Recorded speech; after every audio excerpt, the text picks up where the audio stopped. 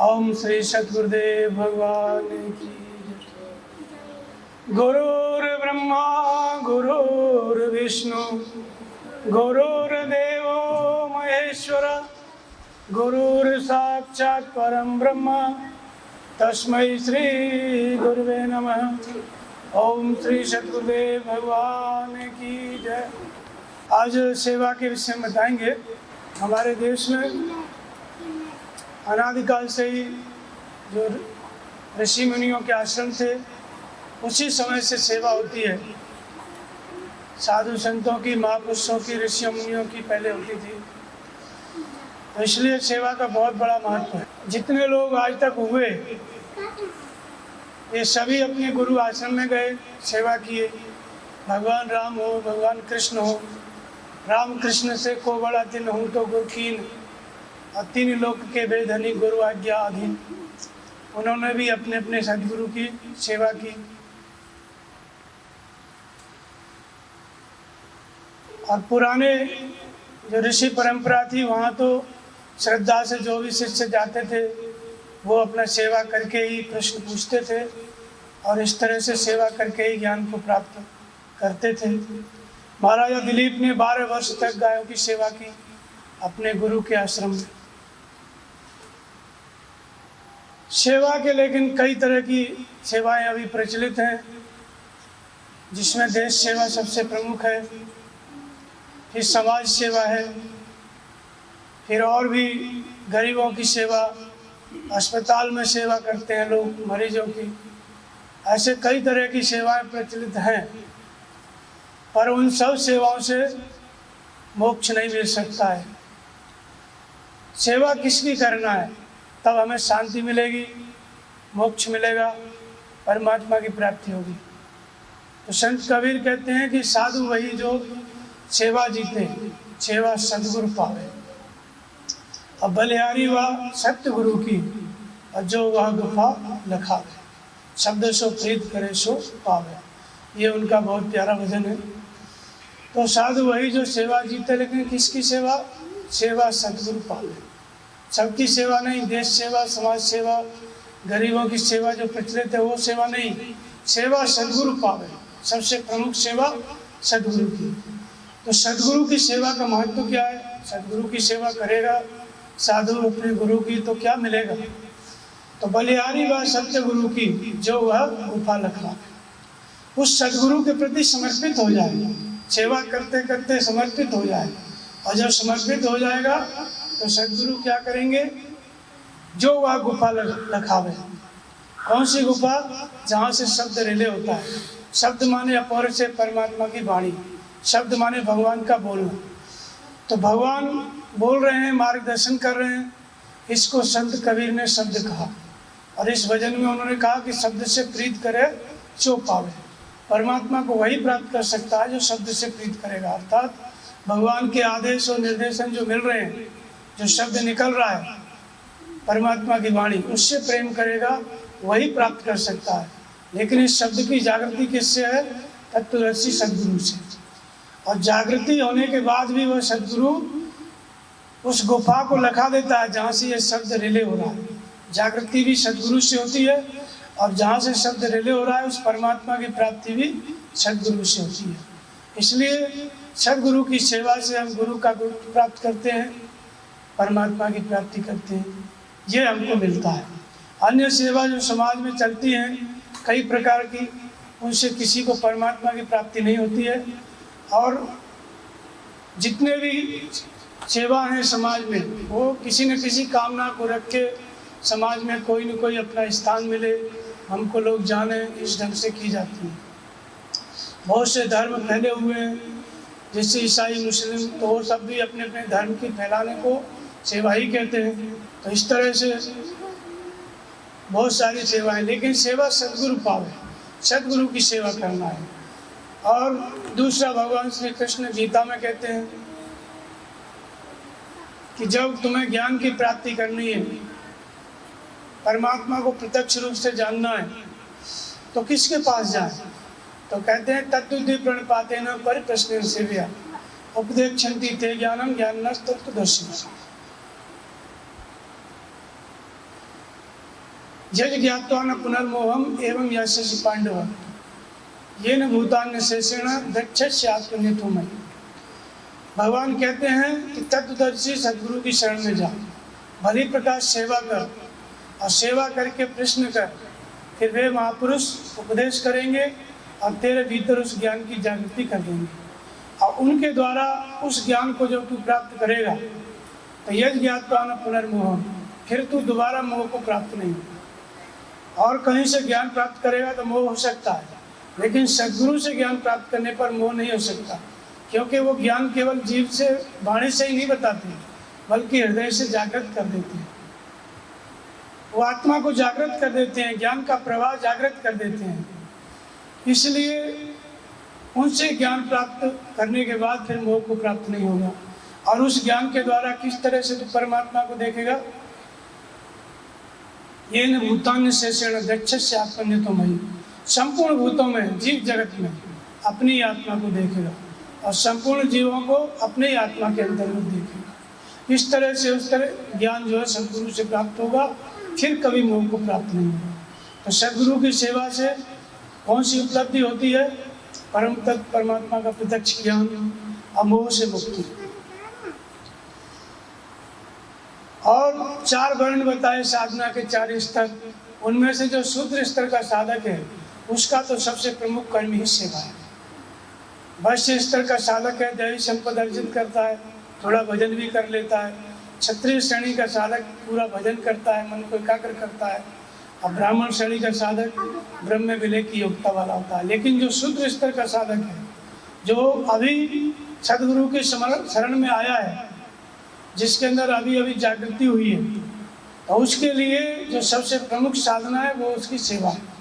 अपने उन्नत साधकों की और आश्रम में तत्वदर्शी सदगुरु के सानिध्य में जो भी सेवा मिलती है वो सेवा ही उसका धर्म है, वो सेवा ही उसका नियत कर्म है। तो इसलिए उसी सेवा से वो आगे बढ़ता है। तो हम जब भी महापुरुष की शरण में जाते हैं, उनके आश्रम में जाते हैं, उनका दर्शन करते हैं, तो आरंभ में प्रत्येक साधक क्या होता है? शुद्ध श्रेणी का ही होता है। सदग्रस्त आश्रम से ही वो भजन आरंभ करता है। तो उसका जो सबसे प्रमुख कर्म है उस समय क्या है? सेवा। अब सेवा कई प्रकार की होती है। तो आज्ञा समन सुसाहिब सेवा सो प्रसाद जिन जो पावे देगा। आज्ञा के समान कोई दूसरी सेवा नहीं है, लेकिन उसको आज्ञा को प्रसाद समझ करके, सदगुरु देव का प्रसाद समझ करके उसको प्राप्त करें। तो ऐसा नहीं है कि हमको क्या करने के लिए बोल दिया आश्रम में, ये नहीं होगा, ये नहीं, हम ये काम कर सकते हैं, ऐसा नहीं। जो आज्ञा मिल गई वो सेवा करो। अब आप महापुरुष की शरण में जाते हैं तो 2 प्रकार के साधक होते हैं। एक तो सदग्रस्त आश्रम में होते हैं, वो भी सेवा में आते हैं, उनका दर्शन करते हैं तो सेवा पूछते हैं क्या करना है। तो उनको कई प्रकार की सेवाएं होती हैं। जैसे आश्रम में कोई भी काम चल रहा है, महापुरुष बोल दिए या नहीं बोल दिए, अपने मन से भी वो कोई सेवा कर दिए, कोई सामान ला के डाल दिए या रुपया पैसा चढ़ा दिए, ये सब उनकी सेवा है। जो भी उनको अच्छा लगा, अपनी श्रद्धा से जो भी करना चाहते हैं, महापुरुष की सेवा में द्रव्य दे रहे हैं, वो सब कुछ उनकी सेवा के अंतर्गत आ जाता है। और दूसरे विरक्त होते हैं आरंभिक साधक शुद्ध श्रेणी के, तो उनके लिए भी सदगुरु उनको सेवा बताते हैं। किसी को भोजन बनाने की सेवा मिल जाती है, किसी को गौशाला में सेवा मिल जाती है, किसी को और भी जितने कार्य हैं आश्रम में, झाड़ू लगाने की सेवा, सब्जी बोने की, सब्जी लगाने की सेवा, किसी को बाथरूम की सेवा, ये सब सेवा है। इसमें साधक का कल्याण है। अगर वो ये सोचता है कि मैं कहाँ पे सेवा कर रहा हूँ, क्यों झाड़ू लगा रहा हूँ, तब वो आगे नहीं बढ़ेगा। तो आरंभिक साधक का भजन क्या है? सेवा ही भजन है। अगर उसको भजन को पकड़ना है, ध्यान को पकड़ना है, तो उसको शरीर से सेवा करनी पड़ेगी। सेवा हमेशा आरंभ सेवा का शरीर से होता है, मन तो लगता ही नहीं है, तो शरीर को हम लगा सकते हैं। और यदि जीव से नाम जप रहा है साधक सेवा के साथ साथ, तो सोने में सुहागा है और अच्छी बात है। लेकिन नाम जप के साथ सेवा सब साधक नहीं कर पाते, इसलिए सेवा में मन लगाते हैं। अब प्रश्न उठता है कि जो काम आश्रम में करते हैं वही काम दुनिया में, घर पे भी वही सब काम रहता है, तो वो आश्रम में जाने के बाद वही काम सेवा क्यों हो जाता है? उससे हमें शांति क्यों मिलती है? तो जाकी सेवा स्वर्ग उठ धावे, सेवा में सुख पाई। संत कबीर कहते हैं कि उस महापुरुष की जो स्वरूप में स्थित हो जाता है, शिव तत्व में स्थित हो जाता है, उसकी सेवा के लिए पूरा स्वर्ग उसकी सेवा के लिए उठ के खड़ा हो जाता है और सेवा में सुख पाई। सेवा तो रावण की भी देवता करते थे, सब बंदी गृह में सबको बांध के ले आया था रावण, वहाँ पे भी सब उसकी सेवा ही करते थे। भ्रकुट विलोकत सकल सविता, देख देता था तो भयभीत हो जाते थे। जो पवन देवता था वो हवा चलाता था जितनी जरूरत थी उनकी। जो वरुण देवता थे वो अपना पानी बरसाते थे, जितना मांगे भारत दे जल रामचंद्र के राज, मांगने पे देते थे। लेकिन रावण केवल देख देता था, पानी बरस जाता था, इतना भय था। सेवा उसकी भी हो रही थी लेकिन सुखी नहीं थी, दुखी थी। और ये कैसी है महापुरुष की सेवा? जाकी सेवा स्वर्ग उठ धावे, सेवा में सुख पाती है। तो कौन सा सुख मिलता है? जब भी आप आश्रम में जाते हैं, कहीं भी आश्रम में आप सेवा करेंगे, चाहे किसी भी सेवा में लग जाए, चाहे वहाँ पे घास काटे, भोजन बनाने में, झाड़ू लगाने में, जो भी आज्ञा मिल गई, बिजली का काम, कहीं भी आप लग जाते हैं, शांति मिलती है। इसका कारण क्या है? इसका कारण है जिस महापुरुष का, तत्वदर्शी सदगुरु का वो आश्रम है, उसके कण कण में उनका निवास होता है। और वो सदगुरु की कहाँ पे उनका निवास है? वो परमात्मा में स्थित होते हैं। तो इसलिए वो जो शरीर जहाँ भी रहते हैं या जहाँ पर भी उनका आश्रम होता है, वो सब परमात्मा की जगह होती है और वहाँ पर सेवा करना परमात्मा की सेवा है। तो आरंभ में क्या होता है? लोग कहते हैं भजन में मन नहीं लग रहा, भजन कैसे करें? भजन तो समझ जाते हैं क्योंकि सदगुरु उपदेश देते हैं, भजन की विधि बता देते हैं, साधना समझ में आ जाती है। और साधक जो गृहस्थ हैं वो घर पे अपना भजन करने लगते हैं, विरक्त हैं वो आश्रम में करते हैं। लेकिन दोनों की प्रॉब्लम क्या है? मन नहीं लगता है।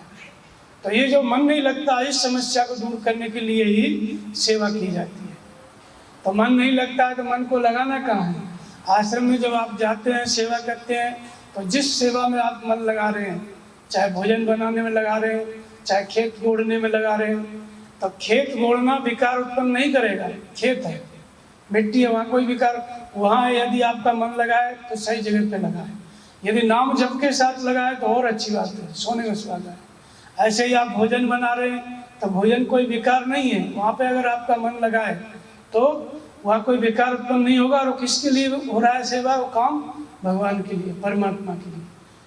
वहाँ चाहे कोई भी महात्मा है, तुम्हें फल मिलेगा, परमात्मा देंगे उस सेवा का। तो इसलिए सेवा में अगर नाम जप के साथ हो रही है तो बहुत अच्छी बात है, लेकिन नाम जप के साथ नहीं हो रही तो जिस काम में मन लगाए, जिस काम को आपको दिया गया है, जहाँ आपकी ड्यूटी है, वहाँ उसमें आप मन लगाएं। जिस सेवा में आपको, जो सेवा आपको दी गई है, मन से उस सेवा में मन को लगाएं। अगर नाम जप के साथ नहीं कर पा रहे हैं तो भी आपको वो सेवा मतलब आपकी उन्नति करेगी, आगे बढ़ेगी। और नाम जप के साथ सेवा हो रही है तो वो सबसे श्रेष्ठ है। नाम का जप जीव से करते रहो, काम करते रहो, यही सेवा करने का तरीका है। फिर ये सेवा क्या होगा? इसी सेवा से जिस साधक की समस्या है कि भजन में मन नहीं लग रहा है, यही सेवा भजन बनती है। जितना सेवा करता जाएगा, हृदय में दैवी संपत्ति बढ़ती जाएगी, सद्गुण बढ़ते जाएंगे, और जो भटकाने वाले विकारों के संस्कार हैं वो कमजोर पड़ते जाएंगे। तब यही सेवा क्या है? भजन बन जाती है। तो आप देखेंगे कि जब आप आश्रम से सेवा करके जाते हैं, अपने घर पे आप भजन करेंगे, 15-20 दिन तक बहुत अच्छा मन लगेगा और इसके बाद धूमिल होने लगता है। वो क्या है? वो इस सेवा का प्रभाव। तो इसलिए शरीर से सेवा, और यही सेवा आगे चल करके क्या होती है? भजन बनती है। तो सेवा जब भजन बन जाती है तो वो सूक्ष्म सेवा उसको कहते हैं, वो मन की सेवा। तो पुण्य हरे हेतु करण तप लागे, सुमरे ब्रह्म सच्चिदानंद।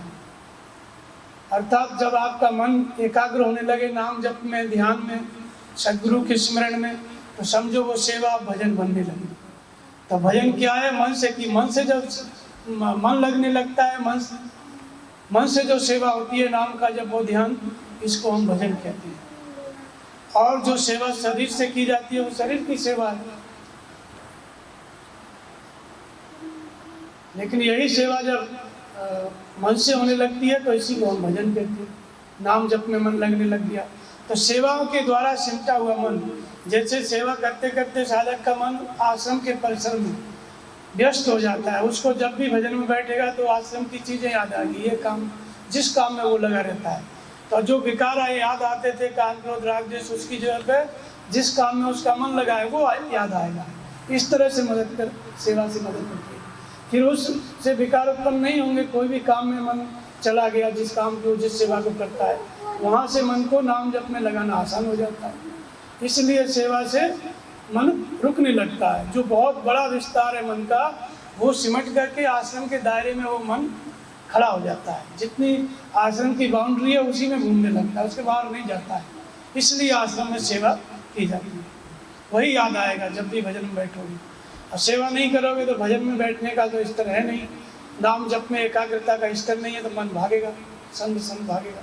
तो इसलिए महापुरुष जब ऐसे स्तर के साधक आते हैं, उनकी प्रॉब्लम आती है, वो बताते हैं कि भजन में मन नहीं लग रहा है, तो गुरु महाराज बोलते हैं कि चलो भाई सेवा करो। भजन में मन नहीं लग रहा है तो सेवा करो, सेवा से फिर भजन पकड़ में आता है। भजन माने मन का रुकना, भजन मन भागे ना। तो इस तरह से ये अब सेवा में क्या होता है कि राग द्वेष की बहुत स्थिति बन जाती है। जब कोई काम एक साधक कर रहा है या एक भगत कर रहा है और फिर उसमें दूसरा भगत आके टांग अड़ाने लग गया, वो भी करने लग गया, तो दोनों में झगड़ा राग द्वेष हो जाता है। तो सेवा करते समय जो सबसे बड़ी सावधानी है वो है राग और द्वेष से बचना। इसको भगवान कृष्ण कहते हैं कि इंद्रियस्यार्थे राग द्वेषो व्यवस्थितो तयोर्न वशमा गच्छेत यस्य परिपन्थि। इंद्रिय और इंद्रियों के जो विषय हैं उनके टकराव में राग और द्वेष उत्पन्न होता है। इनसे ये परिपंथी है, साधना से मन को भटका देते हैं। इसलिए साधक को इनसे बचना चाहिए सेवा करते समय।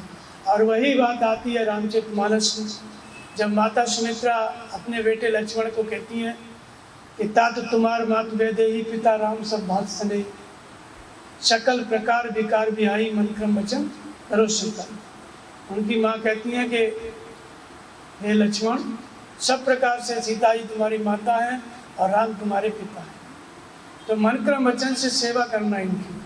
लेकिन वो भी सावधान करती हैं कि राग रोष ईर्षा मद मोह और जन्म सपने इनके वश, सकल प्रकार विकार बिहाई मन क्रम वचन करो सुकर। विकारों को बिहाई मने अलग करते रहना। जैसे भोजन करने आप बैठते हैं, मक्खी आती रहती है, मक्खी बैठती है ना, उसको ऐसे ऐसे किया जाता है, मतलब उसको हटाया जाता है, उसको कहते हैं बिहाई करना, बिड़ाना, अलग करना। तो ऐसे ही राग द्वेष आएंगे। जब आप सेवा में लगोगे तो कोई दूसरा भी साधक कर रहा है तो उससे टकराव तो होगी, लेकिन बचाते रहो। क्योंकि अगर आप सेवा में राग द्वेष कर लिए, फिर आपको रोज वही सेवा करना है, उसको भी वही करना है, तो जब सेवा में जाओगे तब उसका ही स्वरूप चित्त में आता रहेगा, किसने ऐसा क्यों बोला, और उसके मन में तुम्हारा आएगा, तुम्हारे मन में उसका आएगा। तो काम उधर सेवा हो रही है, उधर मन चिंतन कर रहा है क्रोध। इसलिए राग द्वेष क्या है, भटका ले जाते हैं मन को। तो इसलिए सेवा कैसे करना है, राग द्वेष के बस में नहीं होगी। लक्ष्मण जी ने जीवन भर जब तक भगवान राम के साथ थे, राम भगवान सीता जी जब विश्राम करते थे, वो अपना धनुष बाण लेके वीरासन से बैठ के पहरा देते थे, सेवा में थे। तो इसी तरह से आश्रम में जब भी सेवा करना है, किसी से राग द्वेष नहीं होना चाहिए। सेवा में राग द्वेष होता ही होता है, इसलिए सावधान किया है ना। क्योंकि एक ही काम को जब दो आदमी करने लग गए, एक ही सेवा को दो साधक दो भक्त करने लग गए, तो फिर राग द्वेष होगा।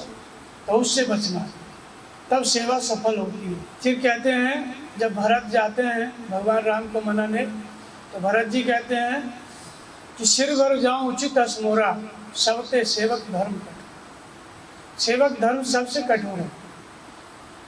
मेरा भगवान राम के पास पैरों से चल के नहीं, सिर के बल चल के जाऊं तब भी कम, ऐसा उन्होंने कहा। अब प्रश्न उठता है, कोई सिर के बल चल के कैसे जाएगा? और वो कह रहे हैं कि यही सेवक का धर्म। तो जो सेवक होता है, सेवक का मतलब होता है सेवन करना। जैसे आपको डॉक्टर दवा देता है तो उसका आप सेवन करते हो, ठीक हो जाती है। ऐसे ही सेवन किसका करना है? परमात्मा का। तो परमात्मा स्थित महापुरुष जहाँ रहते हैं उस स्थान में हम सेवा कर रहे हैं, काम कर रहे हैं, वो भी परमात्मा का सेवन है, क्योंकि उसके कण कण में वो महापुरुष है। तो वो सेवा करना माने हम परमात्मा का ही सेवन कर रहे हैं, तभी हमारे अंदर से वो कुरोग दूर होता है, काम क्रोध राग द्वेष शांत होते हैं। तो वो सेवन करते करते भरत जी कहते हैं कि सिर भर जाऊं उचित अस्मृत। तो सिर भर जाना तो संभव नहीं है, पैरों से ही चल के जाया जाता है। तो सिर भर जाने का मतलब क्या होता है? सिर माने मस्तिष्क होता है। मस्तिष्क में विचारों में किसको भरना है? जो सदगुरु ने साधना बताया है, योग का आचरण बताया है, जो शास्त्रों का मनन चिंतन, वो सब अपने सिर में भर के अब फिर इस मार्ग पे चलना है। तो भगवान कृष्ण कहते हैं कि योग की विधि को धारण कर, ओम का जप कर और मेरा स्मरण कर, और योग की विधि को मस्तिष्क में धारण कर। तो मस्तिष्क में किसको धारण करना है? योग की विधि।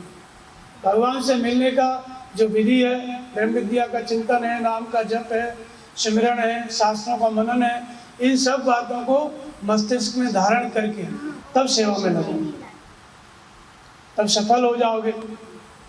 और भरत जी ने ऐसा ही किया। जब उनको सेवा मिली, क्या सेवा मिली? अयोध्या का राज्य मिला। जो भगवान राम को मिला था वही राज्य भरत जी को दिया गया। कैसे मिला? जब भरत जी मनाने के लिए गए तो उन्होंने कहा भगवान से कि आप चलो, राज्य आपका है, आप राज्य करो। भगवान ने कहा कि पिता का वचन है, उनकी आज्ञा है, वो भी सेवा है। उनकी आज्ञा है कि 14 वर्ष का वनवास, तो मैं भी सेवा कर रहा हूँ वनवास में, पिता की आज्ञा का पालन कर रहा हूँ, माता की आज्ञा का पालन कर रहा हूँ, मैं नहीं जा सकता। फिर अंत में ये हुआ कि आपकी चरण पादुका, भगवान राम की जो चरण पादुका थी, उनको लेकर के भरत आ गए। और नंदी ग्राम में रहते थे। नंदी ग्राम कर परन कुटीरा, चीन निवास धर्म दुर्धीरा, नित पूजक प्रभु पावरी, पीत न हृदय समाय, और मांग मांग आयुष करे राज काज बढ़ा। रोज पूजा करते थे चरण पादुकाओं की, और रोज प्रेम बढ़ता जाता था। पूजा करते थे और प्रेम बढ़ता जाता था। प्रीत न हृदय समाय, इतना प्रेम बढ़ता था। और मांग मांग आयुष करे राजकाज को, जो राजकाज की सेवा उनको मिली। भगवान ने कहा कि 14 वर्ष तक वो तुम्हारे लिए मेरी आज्ञा है कि उस आसन को, उस सिंहासन को देखो, राजकाज को देखो। तो फिर भगवान की चरण पादुकाओं से आदेश मिलते थे भरत जी के लिए, और जो आज्ञा मिलती थी उसी ढंग से उस आज्ञा के अनुरूप भी वो राजकाज करते थे। ये भरत जी की सेवा थी। 14 वर्ष पश्चात जब भगवान राम लौटे तो वो सिंहासन भगवान राम को वापस कर दिया भरत जी। इतनी बड़ी सेवा, लेकिन था क्या इसमें? आज्ञा, भगवान की आज्ञा। सब जगह सेवा में आज्ञा चल रही है, आज्ञा पालन। आज्ञा पालन ही सेवा है और आज्ञा पालन ही भजन है, दोनों जगह। तो बाहर से सदगुरु आज्ञा देते हैं सेवा करने के लिए, तो ये है। और जब आपकी सेवा बहुत सुदृढ़ हो गई, जैसे भरत जी की सेवा सुदृढ़ हो गई, चित्त स्थिर हो गया, मन से सेवा करने लगे, भजन करने लगे, तब उनको आदेश हृदय से मिलने लगा।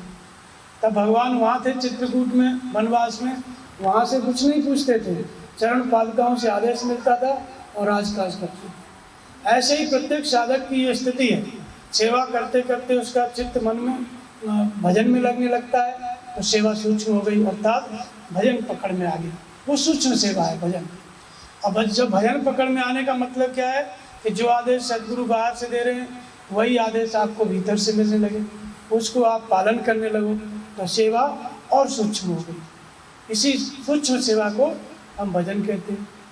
यहाँ पहुँच जाता है साधक। तो सोई सेवक प्रियतम मम सोई, और मम अनुशासन माने जो। भगवान राम कहते हैं कि मेरा वही सबसे प्रिय सेवक है जो मेरा अनुशासन मानता है, मेरी आज्ञा मानता है। और अयोध्या के जितने निवासी थे सबको बुला करके उन्होंने आज्ञा दिया कि बड़े भाग्य मानुष तन पावा, सुर दुर्लभ सदग्रंथन गावा। ये बड़े भाग्य से मनुष्य शरीर मिला है। सदग्रंथों में इसको देवताओं को भी दुर्लभ बताया गया है। और फिर कहा कि साधन धाम मोक्ष कर द्वारा। ये क्या है? साधन का धाम है। इसके अंदर भगवान ने अपनी प्राप्ति का, भगवान की प्राप्ति का साधन इसमें डाल के तब पैदा किया है। दाल रोटी जुटाने का साधन नहीं, भगवान का साधन, मोक्ष की प्राप्ति का साधन। साधन धाम मोक्ष कर दो।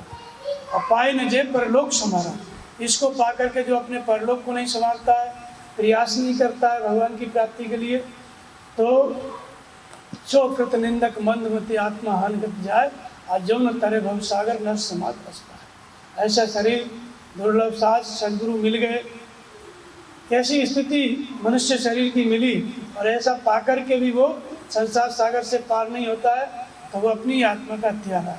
तो उन्होंने आज्ञा दिया कि भजन करो, सेवा करो और भव सागर से मुक्त हो जाओ।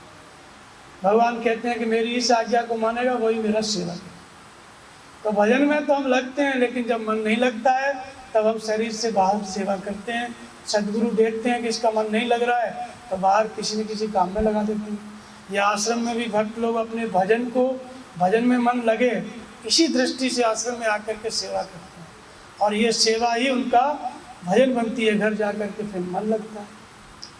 जो आज्ञा मिलती है आश्रम में उस तरह से वो सेवा करते हैं।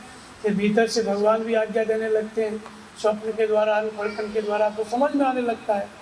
तो ये सेवा का परिणाम है। जैसे ही सेवा करते जाओगे वैसे आगे बढ़ते जाओगे। अब ऐसे ही सेवक थे गुरु नानक के, एक शिष्य थे अमरदास, वो गुरु नानक की सेवा में थे। रोज सेवा किया करें, पानी भर के लाया करें। उम्र भी उनकी बहुत थी लेकिन फिर भी सेवा करते थे। अब एक दिन सुबह के टाइम जो घड़ा भर के ला रहे थे, पता नहीं वो क्या हुआ, जो सुबह ही जो औरतें जाती हैं वो अपना बात कर रही थी। कौन है? कि वही अमरदास है, उसका कोई नहीं है देखने वाला, वही अपना पानी भर के ले जा रहा है ठंडी में सुबह। तो ये बात गुरु नानक के कान में पहुंची। जब उन्होंने सुना तब फिर उन्होंने उपदेश में कहा कि गुरु का शिष्य सेवा करने वाला बेचारा नहीं होता है, वो बहुत बड़ा धनी होता है, आत्मिक संपत्ति उसके पास होती है। तो गुरु नानक ने उनको अपनी गद्दी का उत्तराधिकारी बनाया, गुरु अमरदास को। दूसरे गुरु कौन हुए? अमरदास जी, उनके शिष्य थे। तो सेवा करते थे तो गुरु की कृपा हुई, दूसरे गुरु हुए, पार हो गए। इसी तरह से बुद्ध के शिष्य आनंद थे, उनके वैसे तो चचेरे भाई थे, लेकिन जब बुद्ध वृद्ध अवस्था की ओर चले, जब वृद्ध होने लगे, तब फिर उनको सेवक की आवश्यकता थी। तो फिर आनंद ने कहा कि मैं आपकी सेवा करूंगा, लेकिन मैं पहले आपकी सेवा में जाऊं, इससे पहले आप मुझको वचन दो कि जो मैं जिस नियम को निर्धारित करूंगा उसी नियम से आपको रहना पड़ेगा, और फिर आप अपना झूठा कभी मुझे नहीं खिलाएंगे, मैं आपका झूठा भोजन नहीं करूंगा, आप जिन वस्त्रों को पहनते हैं उन वस्त्रों को मैंने नहीं पहनूंगा। ऐसे 4-5 बातें और उन्होंने बताई। आनंद ने उनसे महात्मा बुद्ध से कही, बुद्ध ने कहा ठीक है। तो इस तरह से बुद्ध की सेवा में आनंद रहे, आजीवन रहे। उनके अंदर एक ऐसी विशेषता थी, ऐसी बुद्धि थी उनकी तीव्र, कि जिस बात को सुन लेते थे वो टैप हो जाती थी, एक बार में ही उनको याद हो जाती थी, इतनी अच्छी स्मृति थी। तो जो भी बुद्ध ने उपदेश दिया, जिस समय पर दिया वो भी बता देते थे, कहाँ पर दिया, किस जगह पर दिया, सब कुछ बता देते थे, इतनी अच्छी स्मृति थी। सेवा करते करते जब महात्मा बुद्ध का शरीर छूटा तो आनंद तो सेवा में रह गए, बाकी सब तो भजन करके और पार हो गए। तो आनंद रोने लगे जब शरीर छूटा तो उनको लगा था। तो दूसरे लोग जो शिष्य थे उनके बोलने लगे अज्ञानी हैं, इनको शरीर से लगाव था इसलिए रो रहे हैं। और फिर बुद्ध के शिष्य ने प्रार्थना की आनंद ने, तो क्या ये सही बात है, हमको कोई ज्ञान हुआ कि नहीं हुआ, अभी तक हम ऐसे ही रह गए। तो कुछ दिन 4-5 दिन बाद उनको फिर भगवान की प्राप्ति हुई, और फिर उसके पश्चात वो सर्वश्रेष्ठ हुए बुद्ध के शिष्यों में। क्यों सर्वश्रेष्ठ हुए? कि बुद्ध साहित्य जितना भी आज उपलब्ध है सब आनंद की वाणी है, किसी को याद ही नहीं था, सब अपने अपने भजन में मस्त थे। बुद्ध ने क्या बोला किसी को नहीं पता था, थोड़ा बहुत पता था। आनंद को सब कुछ याद था। तो जब लिखने की बारी आई कि इतने बड़े महापुरुष धरती पर हुए, जो कभी कभी होते हैं सदियों में, इनकी वाणी को संकलित करना बहुत जरूरी है। भक्तों ने, विरक्त शिष्यों ने, सबने विचार किया। अब सब लोग परेशान थे, अब किसके पास है, कौन बताएगा किस समय बुद्ध ने क्या बोला। तब फिर वही आनंद सब उन्हीं को प्रार्थना किए और उनको सब याद था, फिर वो बोलते चले गए, उसी को लिखा गया। वही सब बुद्ध का साहित्य है जो आज हम लोगों के सामने उपलब्ध है, बुद्ध धर्म में उपलब्ध है, सब आनंद की बात है। तो सेवा का इतना बड़ा परिणाम, भजन करने का तो समय ही नहीं मिला, लेकिन सेवा में लगे रह गए तल्लीनता से, तो एक दिन भगवान की प्राप्ति हो गई सेवा करते करते। लेकिन ऐसा नहीं है सेवा कर रहे हैं फिर महाराज जी का सब कुछ यूज कर रहे हैं, उपयोग कर रहे हैं, तो उनको तो लोग भक्त चढ़ाते हैं, हजारों का लाखों का सामान, उसको पचाने की क्षमता उन्हीं में है, सब में नहीं है। वो लाखों का सामान अगर चढ़ा दिए और जो पास में रहने वाला है वो अपना खा रहा है और या पहन रहा है, उड़ रहा है या जो भी उपयोग कर रहा है, तो वो जितना कर नहीं रहा है उतना उसके ऊपर चढ़ जा रहा है पाप। तो इसलिए वो बुद्ध के शिष्यानंद ने पहले ही कहा कि मैं आपका वस्त्र नहीं पहनूंगा। और यहाँ महाराज जी का जब थाली आता है तो मार हो जाती है खाने के लिए। तो ये सब चीज़ें क्या है ना, बहुत सावधानी है इसमें। अब उधर पुण्य क्षीण होता जाता है, इधर हम उपभोग करते जाते हैं महाराज जी की वस्तु को, बढ़िया बढ़िया चीज़, उधर पुण्य क्षीण होता जाता है। इसलिए आनंद का नाम आता है इतिहास में बुद्ध के शिष्य और गुरु नानक के शिष्य। बाकी बहुत महापुरुष हुए, उनके करीब में बहुत सेवक हुए, लेकिन किसी का कोई नाम नहीं आता है, क्योंकि जितनी सेवा नहीं की उससे ज़्यादा वो अपना भोग कर लिए। तो प्राप्ति कैसे होगी? ये नहीं हो सकती है ना।